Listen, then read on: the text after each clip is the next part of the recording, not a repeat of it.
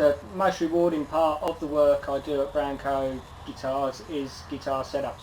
It's very satisfying to hand a guitar back over to a customer when I've finished with it, and they can immediately tell that it feels different and better to play under their fingers, and you see this on their face and what they say to you, and it's very satisfying. It's quite a rewarding part of the work.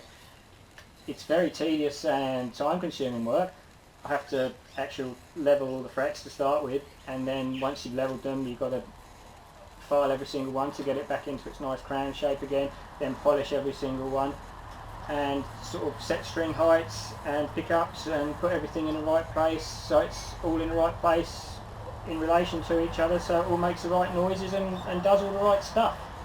I'll start by getting the neck as straight as possible by adjusting the truss rod or whatever, so that when the strings are on it, the correct gauge strings, and they're in tune to whatever tune you want it in.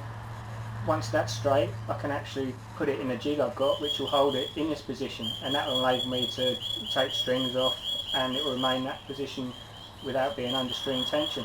That will enable me to actually level the frets in this position. Then once I've leveled the frets, the crowns are going to go off the frets, so they've all got to be shaped back again. I've got to file every single fret to get that crown shape back. Once they've been filed, it's going to have scratch marks in it, so I need to get these out. So I'll have to mask off the fingerboard in between the frets and then actually polish every single fret back up again. Also, after that, the string height needs setting up and the radius of the strings in relation to the fingerboard. This is all tedious work as well, like cutting the right size slots in the nut and adjusting everything and getting everything in the right relationship to each other so that it makes all the proper noises and does what it's supposed to do.